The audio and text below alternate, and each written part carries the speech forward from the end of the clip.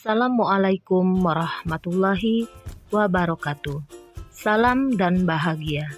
Saya Leni Mardiah dari SMA Negeri 19 Palembang, calon guru penggerak Angkatan 7 Kota Palembang. Saya akan menampilkan aksi nyata saya terhadap modul 1.4 Budaya Positif.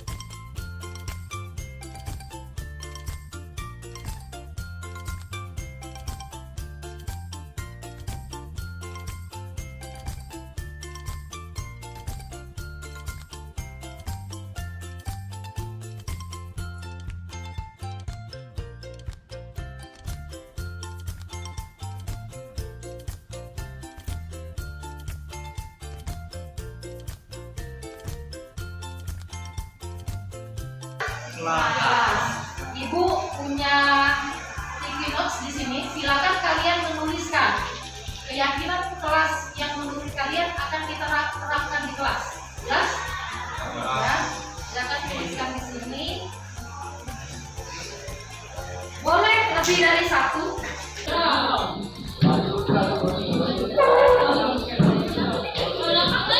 Yang pertama, tidak boleh membuang sampah di laci. Sebelum kata, tidak boleh membuang sampah di laci. Ini tidak boleh mengambil pena. Tidak boleh mengambil pena ya.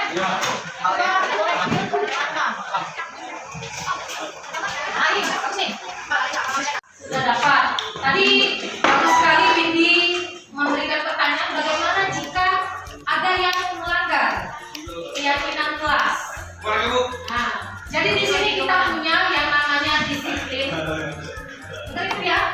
Ada disiplin, ada hukuman, ada konsekuensi. Disiplin itu merupakan keyakinan kamu apa yang harus dilakukan.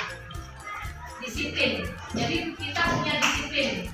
Nah, kalau hukuman itu ibu akan memberikan kalian hukuman jika kalian melakukan kesalahan sesuai dengan kehendak ibu. Jelas tak? Sesuai dengan kehendak ibu. Dan kalian tidak tahu akan diberikan hukuman apa jika melanggar. Nah, yang akan kita buat itu adalah yang namanya konsekuensi. Konsekuensi itu adalah jika kalian melakukan pelanggaran, kalian sudah tahu kalian akan mendapatkan apa. Dan konsekuensi itulah yang akan kita sepakati bersama. Yang pertama, jika kalian tidak menjaga kebersihan dan keindahan kelas, konsekuensinya apa? Yo, silakan. Apa, Lukis?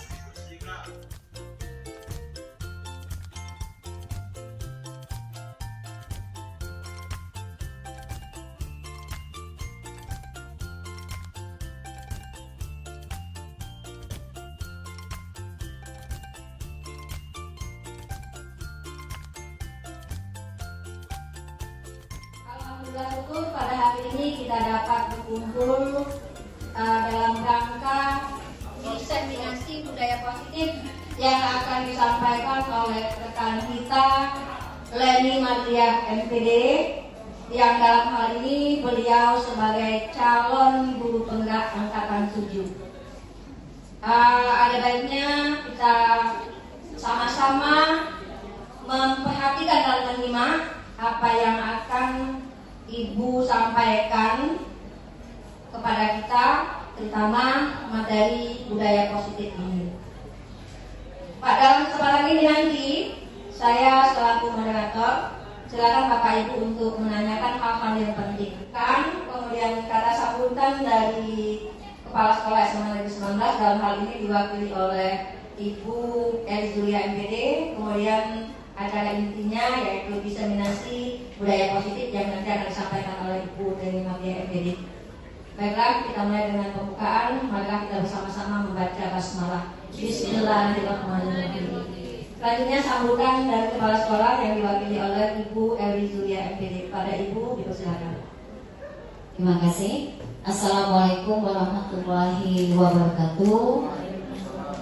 Yang saya hormati Bapak Ibu guru yang hadir di ruangan ini dalam rangka mengikuti diseminasi modul 1 budaya positif dari program kegiatan calon guru penggerak yang akan dilakukan oleh Ibu Leni Mardia MPD. Pertama-tama permohonan maaf dari Ibu Kepala Sekolah karena beliau tidak bisa membuka acara ini, memberikan kata sambutan karena ada kegiatan pertemuan di luar di dinas provinsi. Baik Bapak Ibu, selalu kita haturkan kepada Allah Subhanahu wa Ta'ala karena kita diberikan nikmat kesehatan, nikmat kesempatan sehingga kita bisa berkumpul di ruangan ini dalam rangka mengikuti kegiatan diseminasi budaya positif dari program kegiatan calon guru penggerak. Dan kita semua berada dalam keadaan sehat walafiat. Kita ketahui bersama di SMA Negeri 19 Palembang ini ada 3 orang calon guru penggerak yang sudah melaksanakan programnya. Kemudian ada 1 orang guru lagi, Bapak Ardiansa, yang baru lulus dari program calon guru penggerak angkatan ke-8, Bapak Ibu ya. Jadi seperti yang diutarakan oleh Ibu Radiana bahwa hari demi hari mindset kita memang harus bergerak, Bapak Ibu, harus berubah dalam rangka menuju merdeka belajar.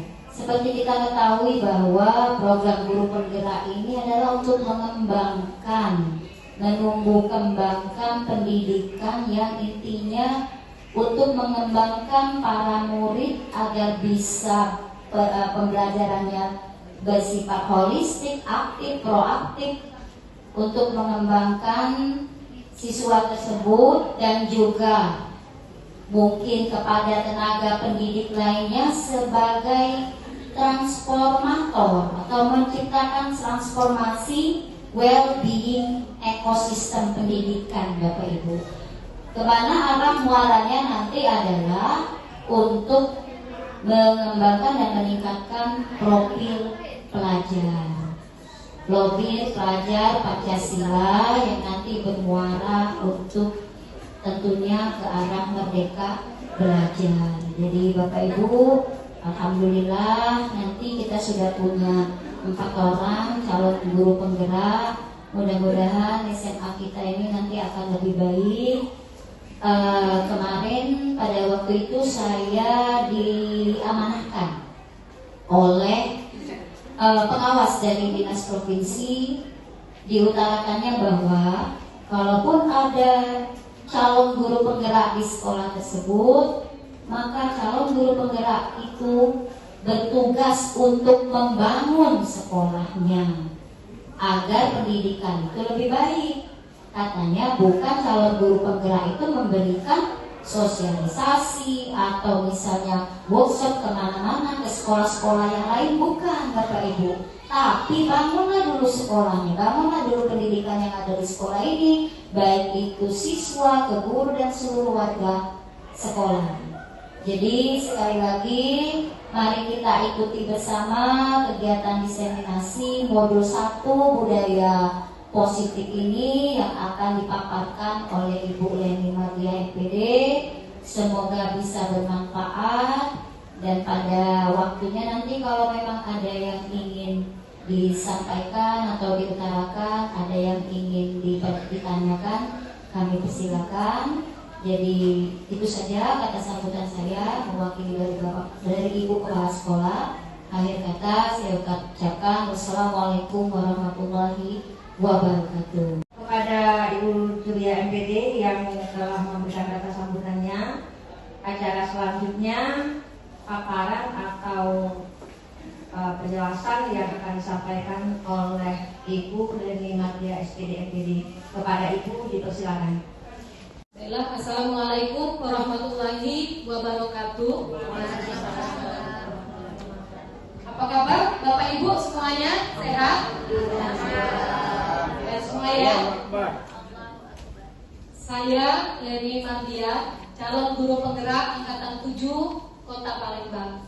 Kami di sini akan mensosialisasikan atau diseminasi modul 1.4 budaya positif. Bapak Ibu, kami di sini akan menyampaikan tentang budaya positif di sekolah. Jadi sebelum saya ke materi budaya positif itu apa sih sebenarnya? Saya punya satu ilustrasi. Jika Bapak Ibu memiliki benda yang sangat berharga bagi Bapak Ibu, dan Bapak Ibu sangat menjaga benda itu karena berharga kan, jadi sangat menjaga. Jika ada teman yang ingin meminta Bapak Ibu untuk membuka genggaman tangan, apa yang akan Bapak Ibu lakukan? Apa Bu Ros? Tidak dikasih Bu Ros ya, tetap mempertahankan, tidak mau memberi. Kalau Bu Ros tidak mau membuka, Bapak Ibu yang lain bagaimana? Dibuka tapi Apa Mer? dilihatkan saja Bu. Dilihatkan. Ini yang dipegang. Ini yang dipegang. Itu antusias, nanti temannya bertanya ini apa. Nah, seperti itu. Ya. Jadi kalau Mem akan membuka Mem ya. Jadi kalau teman mau melihat akan membuka. Biar mereka bisa ada apa, ada komunikasi. Itu aku Mem. Nah, seperti itu. Jadi untuk Mem akan membuka. Kalau Ibu Ros Maini tadi akan mempertahankan, tidak mau melihatkan Bu Ros ya. Iya. Bapak Ibu yang lain bagaimana? Membuka sedikit. Membuka. Kak Ridwan membuka sedikit. Jadi Kak Ridwan galau gini, antara membuka dan menutup. Jadi boleh mengintip ya Kak Ridwan ya. Ya mungkin Bapak Ibu di sini mempunyai berbagai jawaban. Ada yang mau membuka, ada yang akan tetap menutup, tidak mau memperlihatkan, atau seperti Pak Ridwan tadi akan membuka sedikit kan? Itu. Nah, kembali ke budaya positif ini. Jadi kalau Ibu Ros tadi dia mau mempertahankan. Yang menyuruh mempertahankan siapa? Tidak ada. Kecuali diri Ibu Rosma ini sendiri kan yang mau mempertahankan. Sedangkan Mem Eli mau membuka tadi. Mau membuka siapa yang menyuruh Mem? Tidak ada. Iya, diri sendiri ya Mem ya? Iya. Jadi diri Mem sendiri mau membuka. Ini loh saya mau melihatkan dengan teman atas kemauan diri sendiri. Seperti Pak Ridwan tadi juga mau membuka sedikit.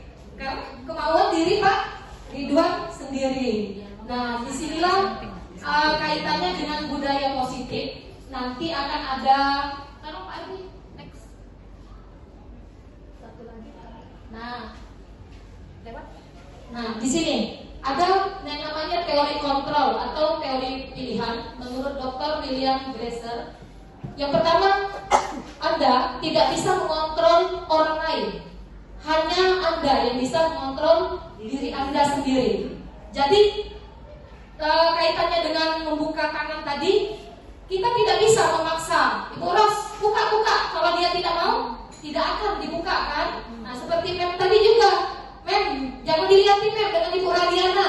Tapi kalau Mem mau membuka, dia akan tetap membuka kan kepalan tangannya. Jadi yang mengontrol itu kembali kepada diri kita sendiri. Kita tidak bisa mengontrol orang lain. Itu nanti ada kaitannya dengan disiplin. Kenapa saya katakan ada kaitannya dengan disiplin? Karena kita tadi kan pada kepalan tangan tadi, kalau kita kembalikan kepada siswa itu ibaratnya tadi, menurut Bapak Ibu, kembali lagi saya punya pertanyaan, apakah kita bisa mengontrol peserta didik, anak, murid, siswa kita? Bagaimana menurut pendapat Bapak Ibu? Apakah kita bisa mengontrol? Bagaimana kan? Bisa. Dalam artian mengontrolnya karena kalau disiplin itu kan kalau mau ditegakkan itu harus ada unsur paksaan sedikit. Intinya pastinya ya. Tapi kalau untuk siswa, cara mengontrol siswa itu sebenarnya budayanya mudah. Budaya dari kita sendiri. Kalau seandainya kita menunjukkan hal yang positif ke siswa, dengan sendirinya siswa itu akan mencontoh. Kalau dia akan mencontoh, otomatis itu sudah ada rasa segan Bapak Ibu ya, bukan takut. Kalau sudah timbul rasa segan, otomatis si anak akan disiplin. Seperti itu. Terima kasih Mem, super sekali jawaban dari Mem ya. Bapak Ibu yang lain, mungkin ada yang mau mengemukakan pendapatnya, boleh? Tidak ada? Jadi, Bu Radiana mau ini, boleh Bu? Kalau saya cenderung ke menuntun siswa. Artinya kita tidak memaksakan juga kehendak kita. Jadi kita sama intinya dengan tadi juga ya, memberikan contoh, menunjukkan budaya positif. Kemudian kita menuntun siswa, tidak memaksakan, mendorong dari belakang, tidak mendahului siswa depan. Kalau yang istilahnya menuntun berarti kita di belakang dong. Intinya seperti itu. Jadi kita tidak menyalahkan siswa, tapi kita menjelaskan, memberi motivasi jika siswanya ada yang cenderung yang ke hal-hal yang negatif begitu. Terima kasih. Terima kasih Bu Radiana. Ini juga super sekali Bu Radiana. Langsung ke menuntun Bu Radiana ya, sesuai dengan kodrat pendidikan Ki Hajar Dewantara. Jadi betul sekali. Sejalan dengan modul 1.1 di Guru Penggerak ini kan adalah bahwa pendidikan itu menuntun kodrat yang ada pada anak untuk menuju keselamatan lahir dan batin. Jadi nanti seperti katakan tadi betul, itu akan ada hubungannya dengan disiplin ya Mem ya, disiplin. Tapi di sana baru saya kasih tanda disiplin saja. Seharusnya ada kata disiplin positif. Di situ disiplin positif nanti akan di berikutnya kita paparkan. Yang kedua ada teori motivasi, nanti akan ada hubungannya karena setiap perilaku itu memiliki tujuan. Maksudnya apa?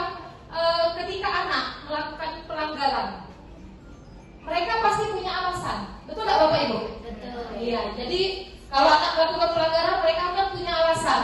Alasannya macam-macam kalau kita tanya ya Bapak Ibu. Pasti berbagai macam kan alasan anak ini Bu, itu Bu, pasti banyak alasannya. Nah ini nanti akan ada hubungannya dengan teori motivasi. Kemudian teori motivasi dan semua perilaku memiliki tujuan tadi akan kita kaitkan dengan 5 posisi kontrol. 5 posisi kontrol kita sebagai seorang guru. Kita punya 5 posisi kontrol namanya. Nah untuk mencapai 5 posisi kontrol ini kita akan menerapkan yang namanya segitiga restitusi.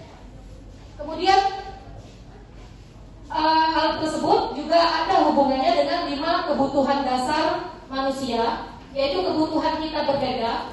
Kita harus berusaha memahami pandangan orang lain tentang dunia, karena setiap orang itu mempunyai gambaran yang berbeda. Gambaran kita tentang sekolah yang ideal itu antara saya dengan Pak Ardi mungkin berbeda, antara Pak Ardi dengan Mem Eli juga berbeda. Jadi nanti ada 5 kebutuhan dasar manusia. Inilah kira-kira nanti yang akan dijelaskan di sini di modul 1.4 budaya positif ini. Lanjut Pak Ardi. Nah, budaya positif itu adalah nilai-nilai keyakinan dan kebiasaan di sekolah yang berpihak pada murid. Ini yang perlu digarisbawahi, berpihak pada murid, agar murid dapat berkembang menjadi pribadi yang memiliki karakter yang kuat sesuai dengan profil pelajar Pancasila. Jadi di budaya positif ini yang dititik beratkan adalah berpihak pada murid, sehingga murid akan menumbuhkan karakter mereka, dan tujuan akhirnya nanti adalah profil pelajar Pancasila. Menuju budaya positif, kenapa saya gambarkan seperti ini? Jadi untuk menuju budaya positif, kita perlu yang namanya lingkungan yang positif. Agar terbentuk budaya positif harus ada lingkungan yang positif. Bagaimana lingkungan yang positif dapat terbentuk? Tentu saja dengan adanya disiplin positif. Seperti kata tadi kan, harus menegakkan menegakkan disiplin kan. Nah, nanti di sini kita akan lihat disiplin seperti apa sih. Disiplin positif itu ada kata disiplin saja, ada kata disiplin positif. Menurut Bapak Ibu, disiplin positif itu yang seperti apa? Mungkin kan lagi mau ini Bapak Ibu dulu. Bapak Ibu, menurut Bapak Ibu disiplin positif itu seperti apa?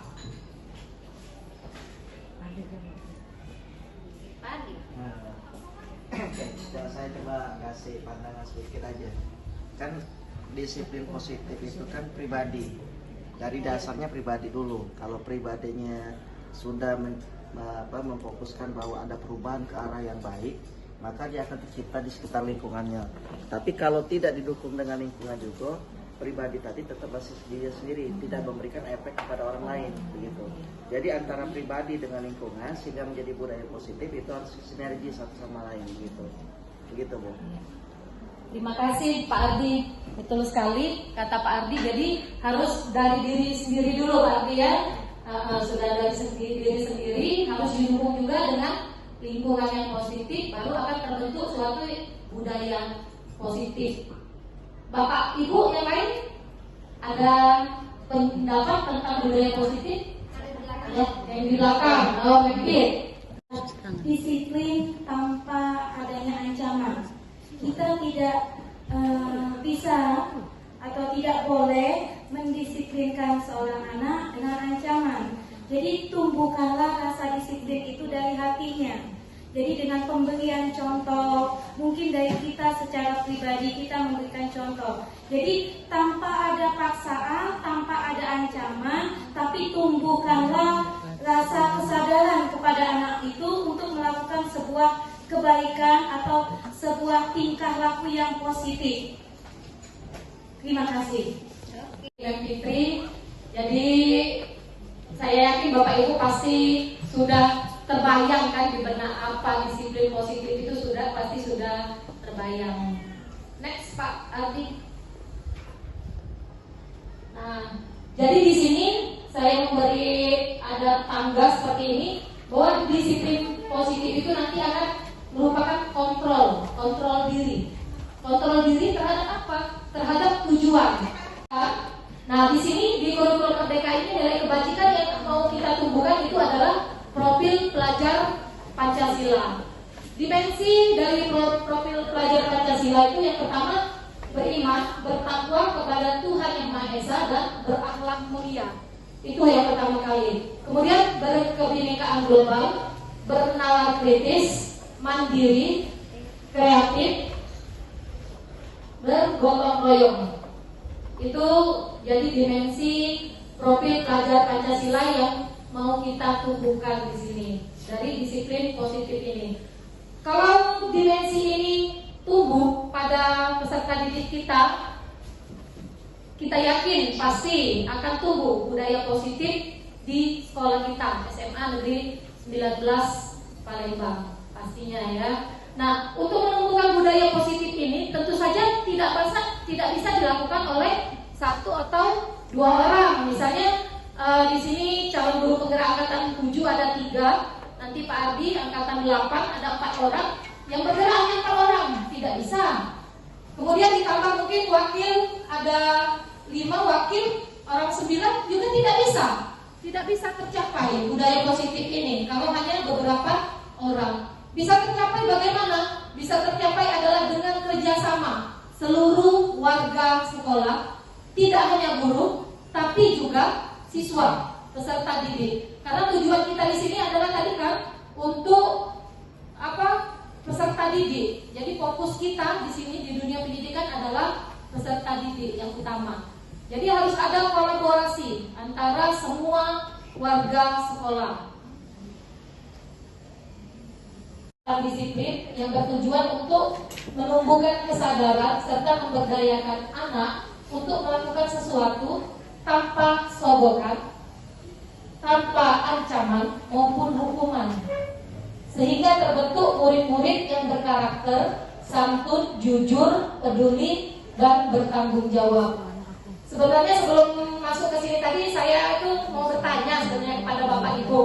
Menurut Bapak Ibu, penerapan disiplin yang sudah kita lakukan di sekolah kita, apakah sudah sesuai atau perlu evaluasi atau bagaimana? Dievaluasi di beberapa hal. Tidak semua yang kita lakukan itu sudah sesuai dengan kaidah-kaidah yang seharusnya. Itu saja menurut saya, tapi untuk beberapa hal ya sudah cukup baik. Hanya untuk beberapa hal yang memang perlu kita evaluasi, perlu perbaikan ke arah-arah yang lebih positif. Terima kasih. Kalau menurut saya disiplin yang sudah dilakukan di sekolah kita memang sudah akan diikuti hari-hari luar, tapi perlu perbaikan. Tapi selain perlu perbaikan, sebenarnya disiplin di sekolah kita ini juga perlu dukungan. Nah, kalau kita baik, kalau tanpa dukungan maka disiplin itu tidak akan berjalan dengan maksimal. Jadi disiplin itu akan berjalan dengan baik dan akan menghasilkan sistem yang positif terhadap semua aspek dalam sekolah ini. Perlu dukungan dari teman-teman sejawat dan teman-teman yang berada, khususnya warga, seluruh warga SMA Negeri 19 Palembang. Saya rasa itu saja. Terima kasih atas beberapa pendapat dari teman-teman tadi. Sangat bagus sekali pendapatnya. Di sini saya punya pertanyaan. Apakah alasan murid ketika mereka melakukan tindakan disiplin? Dari jawaban pendapat teman-teman tadi, saya bisa mengambil kesimpulan bahwa anak itu melakukan disiplin ketika mereka akan pertama mendapat hukuman. Betul nggak Bapak Ibu? Ya, jadi kamu kalau tidak mengerjakan ini, ibu hukum apa misalnya seperti itu. Nah, mereka segera berdisiplin, ya. Nah, yang berikutnya mereka akan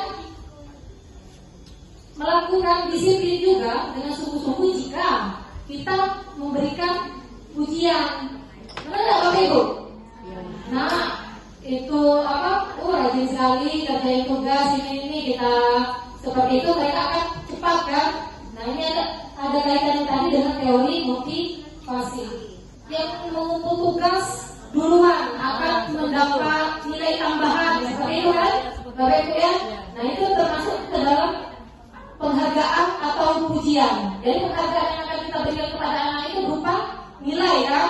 Nah, ini ada kaitannya dengan teori motivasi. Jadi menurut teorinya motivasi anak itu ada 3. Yang pertama untuk menghindari hukuman.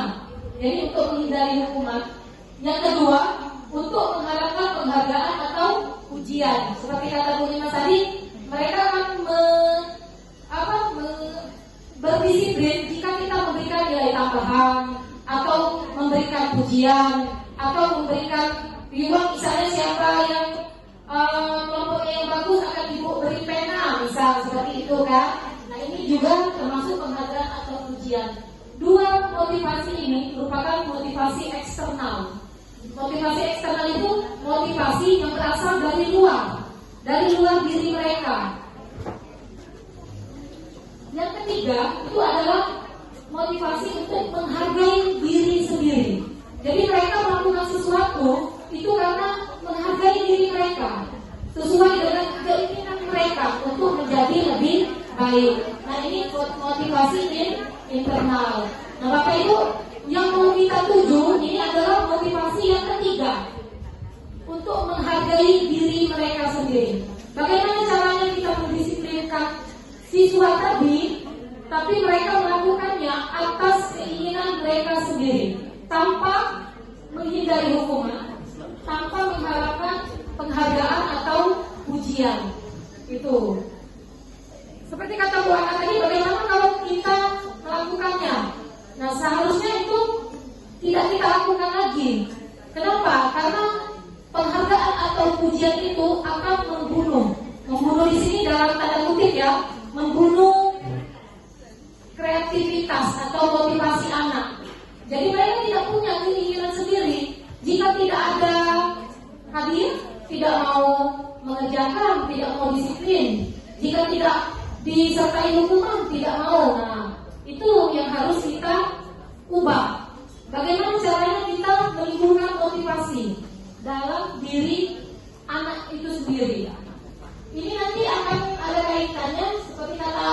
tadi nilai-nilai kebaikan, nilai-nilai kebaikan universal.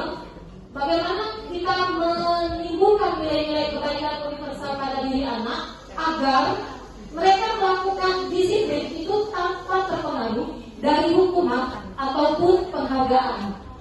Nah, nilai-nilai kebaikan universal di sini itu akan kita tuangkan dengan yang namanya keyakinan kelas. Bapak Ibu mungkin agak ini ya mendengar kata keyakinan kelas belum familiar ya, atau sudah familiar dengan kata keyakinan kelas Bapak Ibu? Belum ya? Nah, keyakinan kelas ini kalau kita dulu itu menyebutnya tata tertib. Nah, iya.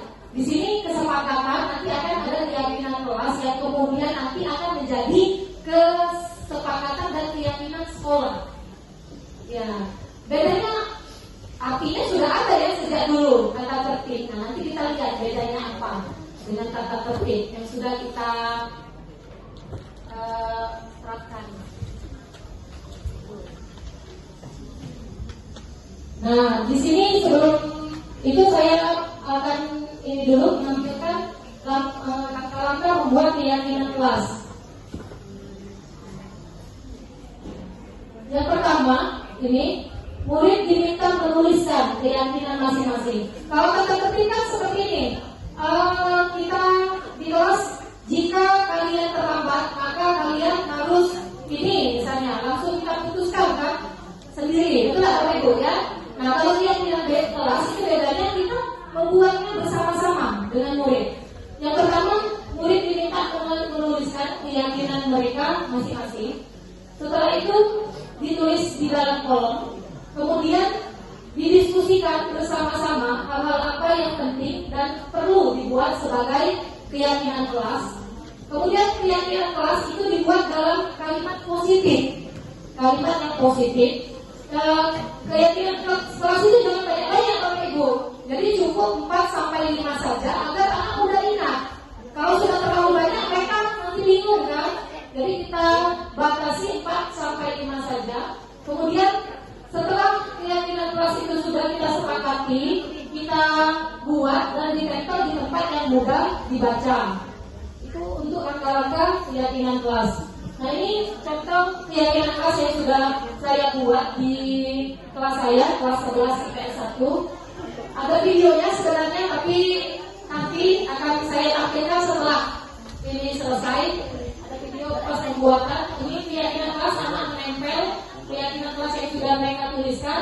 Di sini saya membaca satu persatu, ada yang menulis. Setelah itu nanti kami akan menyepakati apa-apa yang menjadi keyakinan di kelas kami.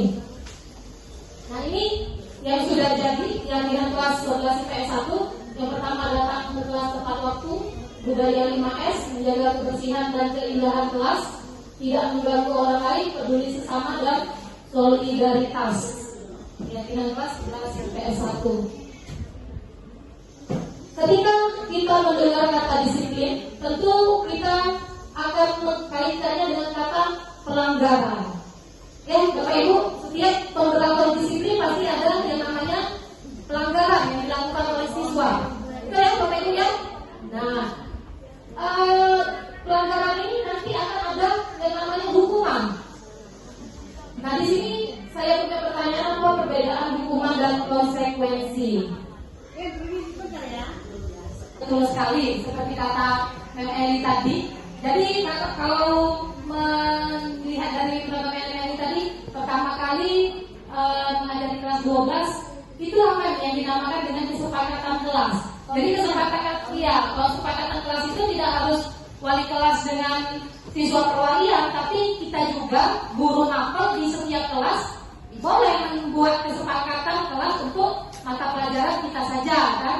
Nah, hukuman, betul seperti kata Mem tadi, hukuman itu kita lakukan tiba-tiba mereka tidak tahu jika mereka melakukan pelanggaran, oh ini yang akan mereka dapatkan.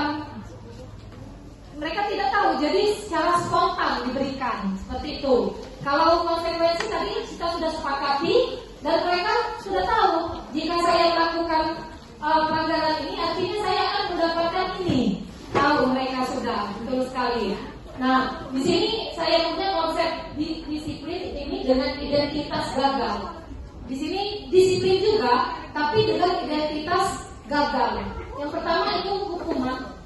Kata tadi itu sekali ya, menyakitkan. Jadi mereka merasa tidak nyaman, tidak enak ketika diberi hukuman itu. Kemudian murid akan berusaha menyembunyikan kesalahannya. Karena apa? Karena takut dihukum. Kemudian, setelah dihukum, murid biasanya akan merasa rendah diri. Jadi mereka merasa rendah diri. Oh, aku tadi salah ini diberi hukuman ini, dan mereka akan merasa rendah diri.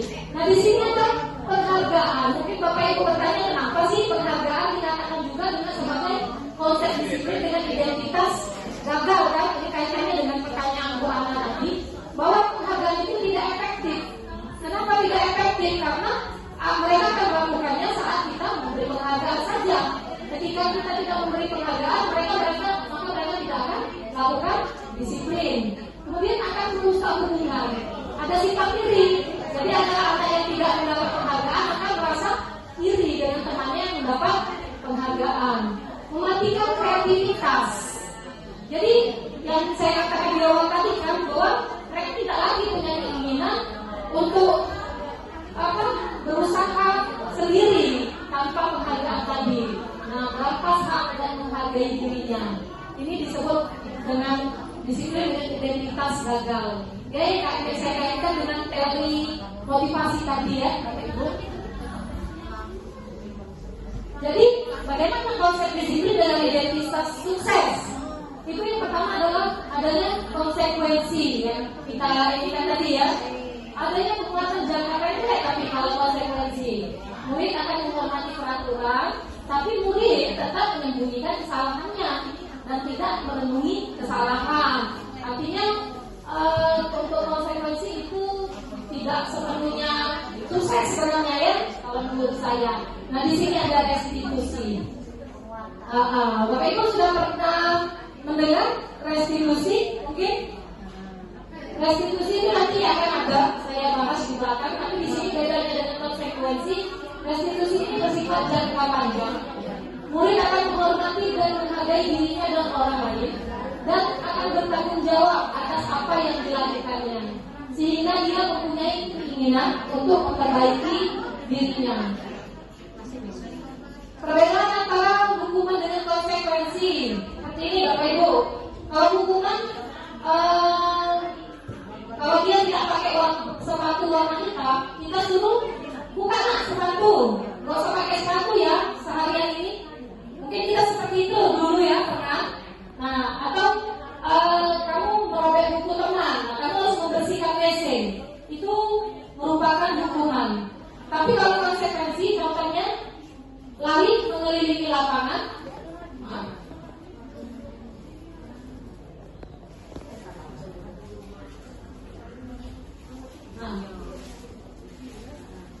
Lari mengelilingi lapangan basket 2 kali karena terlambat 10 menit untuk pelajaran PJOK.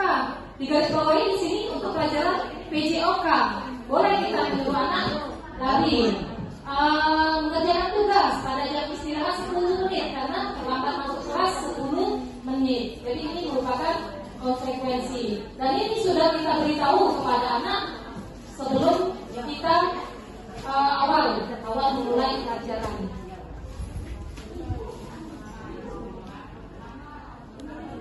Anak melakukan kesalahan itu karena ada 5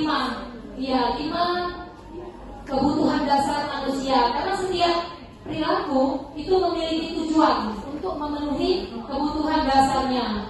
Yang pertama ada kebutuhan bertahan hidup, survival. Itu contohnya kesehatan, rumah, makanan, perasaan aman. Itu adalah kebutuhan bertahan hidup. Kebutuhan yang kedua adalah kebutuhan kasih sayang dan rasa diterima.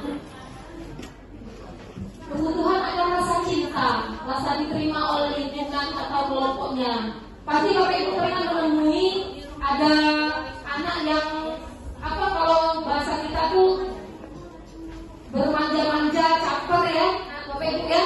Nah itu mungkin anak itu butuh kasih sayang, butuh cinta. Jadi mereka mencarinya dari kita sebagai seorang guru. Yang ketiga, kebutuhan akan penguasaan, power, kebutuhan untuk dianggap berharga, kebutuhan atas kemampuan.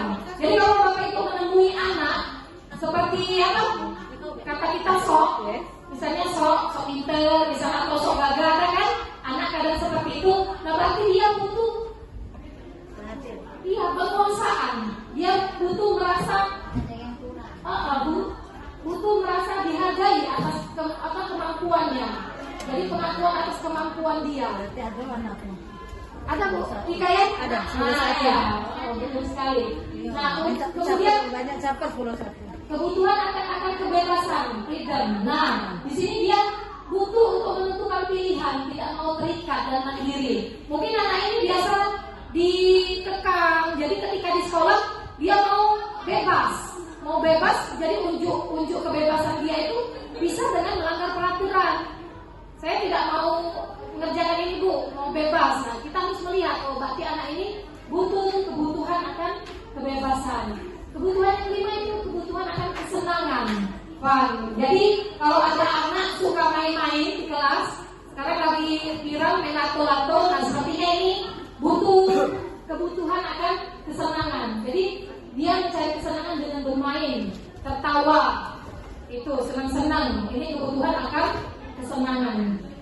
Jadi anak itu ada lima kebutuhan ini yang harus kita lihat masing-masing anak. Mereka ini apa sih yang mereka mau, apa yang mereka inginkan, harus kita pahami. Nah, sebagai seorang guru tentu saja untuk mengatasi ini kita perlu yang namanya di sini kita memegang kontrol. Kita guru kan memegang kontrol atas anak, ya Bapak Ibu ya. Di sini, tapi posisi kontrol kita sebagai apa? Nah, di sini ada 5 posisi kontrol. Yang pertama sebagai penghukum. Sebagai penghukum itu bisa menggunakan hukuman fisik maupun verbal. Kemudian yang kedua membuat rasa bersalah, membuat orang lain merasa tidak nyaman, bersalah atau rendah diri dengan suara yang lembut atau hening sehingga anak merasa bersalah atas apa yang dilakukannya. Yang ketiga posisi sebagai teman. Sebagai teman kita menegur anak itu tanpa menyakiti, namun tetap mengontrol dengan persuasi.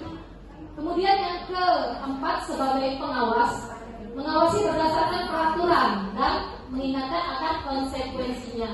Yang terakhir adalah posisi kontrol sebagai manajer.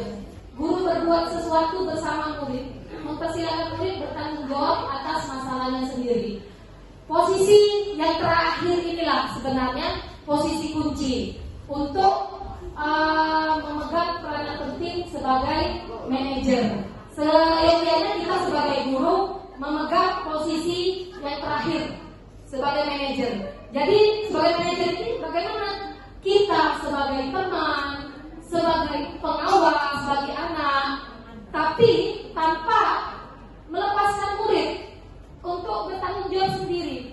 Nah, di sini kita menyuruh mereka bertanggung jawab sendiri atas permasalahan yang dibuatnya. Tentu saja dengan tetap mengawasi, tetap kita memberikan pengawasan dan perlu juga sekali-sekali kita sebagai teman biar apa? Biar mereka tidak takut dengan kita. Tapi ya ada batas-batas tertentu karena posisi kontrol sebagai teman ini ada positif dan negatifnya juga. Sisi positifnya mereka merasa nyaman dengan kita, mau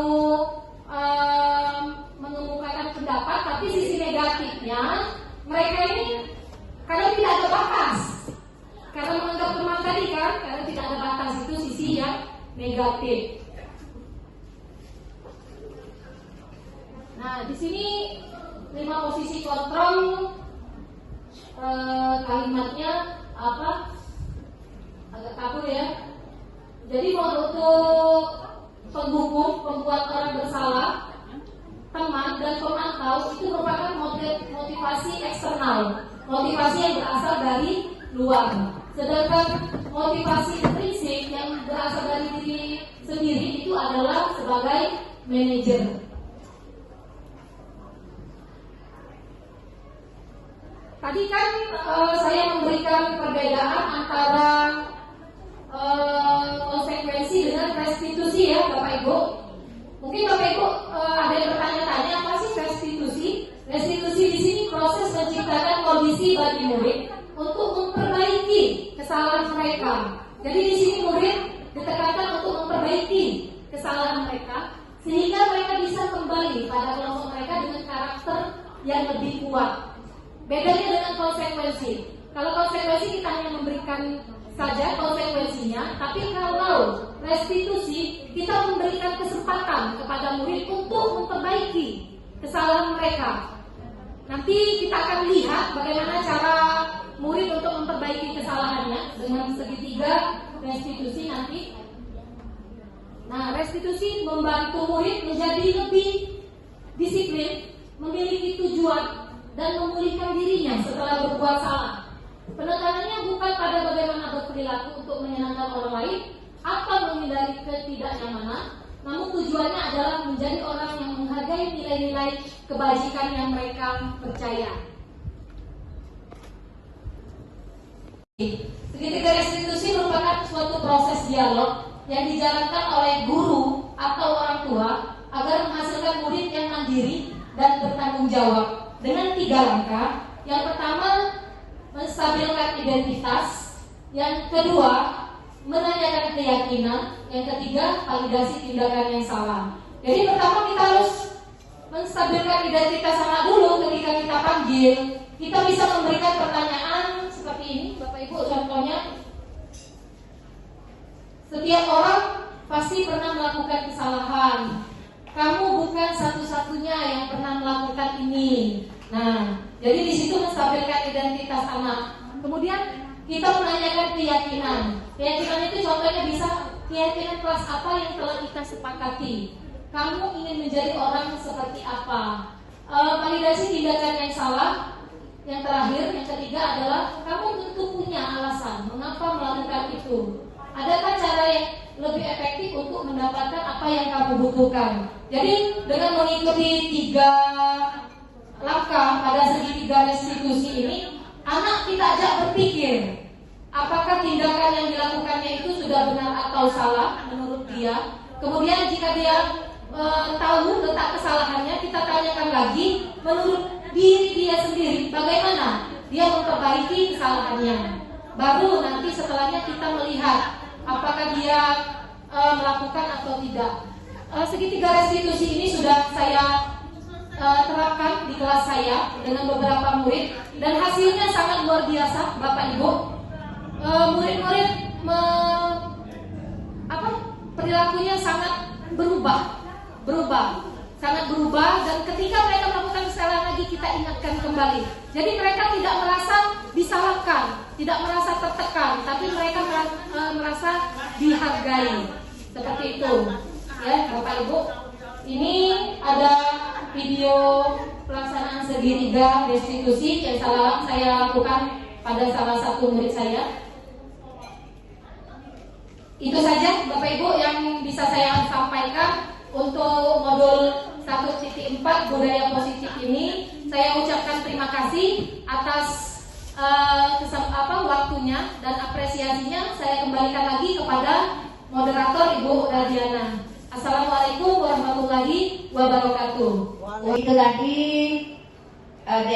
diseminasi yang kami sampaikan oleh Ibu Leni Mardia SPD MPD yang dengan semangat antusias sekali. Terima kasih, kami sebagai guru tentunya mendapatkan pengetahuan yang lebih, terutama dalam hal budaya positif ini. Selanjutnya kita membuka sesi tanya jawab. Apakah Bapak Ibu ada yang ingin menanyakan hal-hal yang berhubungan dengan budaya positif ini? Kepada Bapak atau Ibu yang akan bertanya silakan.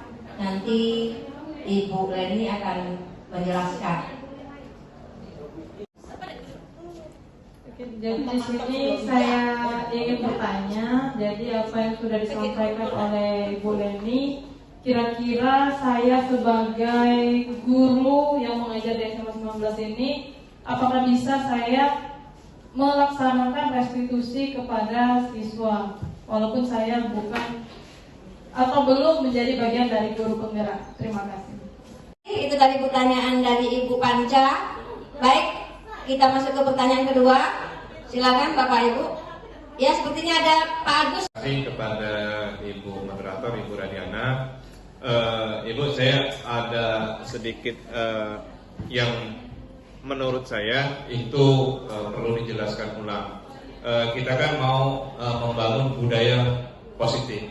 Sedangkan di tata tertib kita ini kan sebenarnya kalau kita minta tata tertib ini budayanya positif semua.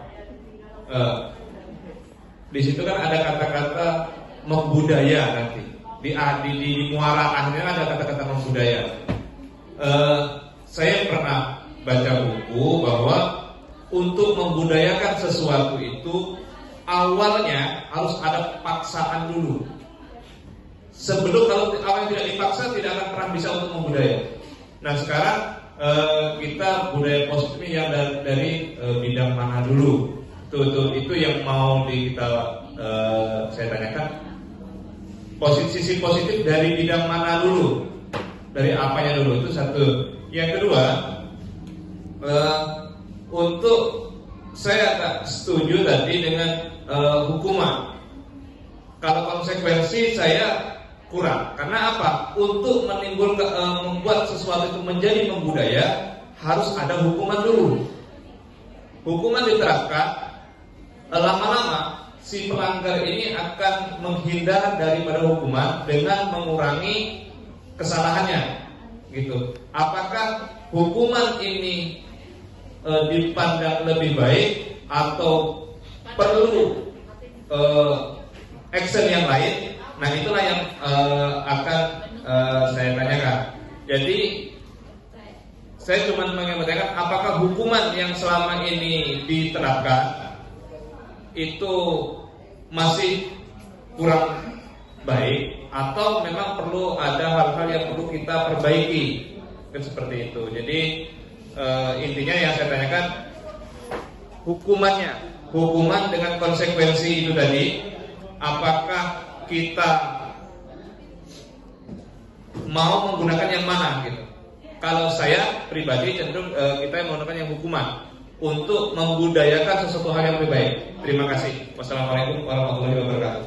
Dari Ibu Maginda, pada Ibu Maginda silakan. Terima kasih atas kesempatannya. Saya punya sedikit bertanya atau sekedar sharing ya.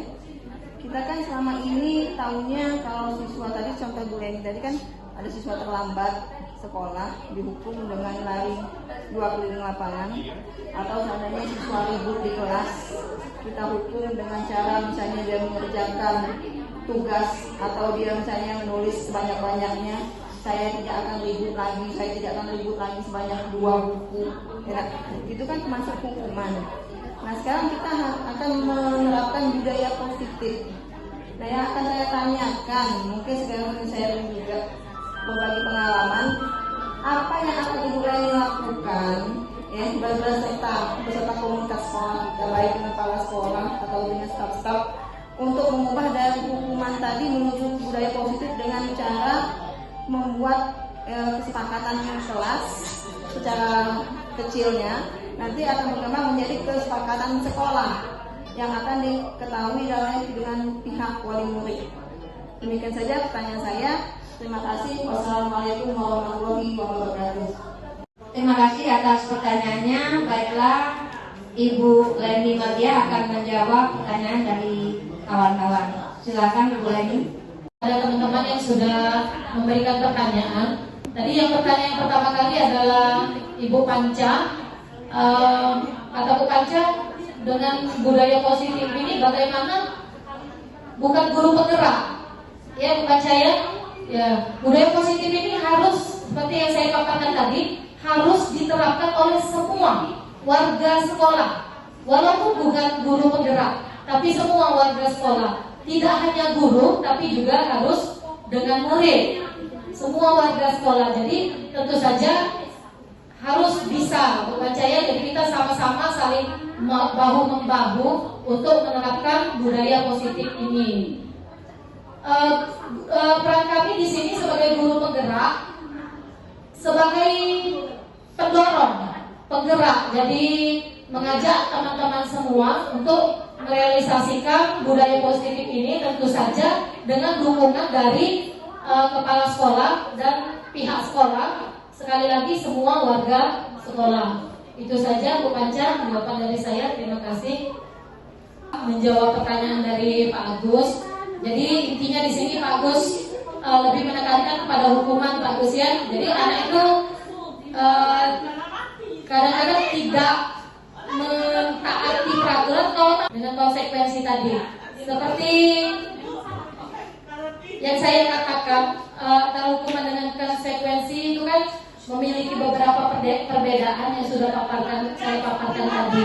Maka di sini itulah tadi kami di sini untuk mensosialisasikan bagaimana caranya agar kita menghilangkan hukuman tadi. Bukan tidak menghukum Bapak, tetap kita beri yang seperti yang saya contohkan tadi, tapi mereka sudah tahu bahwa mereka akan menerima ini jika melanggar. Seperti itu, sudah tahu tanpa tiba-tiba, bukan tiba-tiba kehendak guru memberikan hukuman itu tadi. Jadi mereka sudah tahu.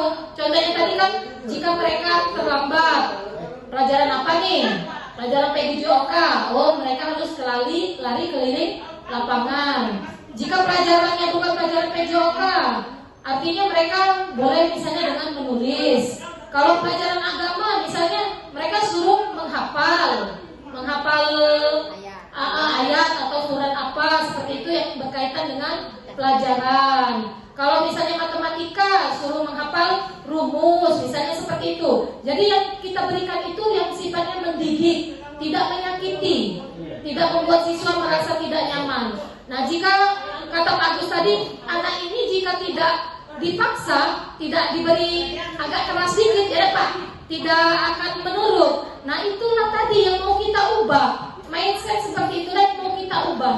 Bagaimana caranya kita sebagai guru, bukan posisi kita sebagai penghukum, tapi sebagai manajer. Sebagai manajer itu artinya tanpa kita perlu menghukum, tanpa kita perlu marah, anak itu mengerti apa yang kita mau. Seperti itu. Jadi kita posisinya mengawasi, kemudian kita berperan sebagai teman, kemudian kita mengatur mereka. Nah, itu yang mau kita ubah. Tentu saja tidak akan bisa dalam waktu singkat simsalabim langsung terjadi. Budaya positif itu tidak bisa. Harus perlahan-lahan memakan waktu.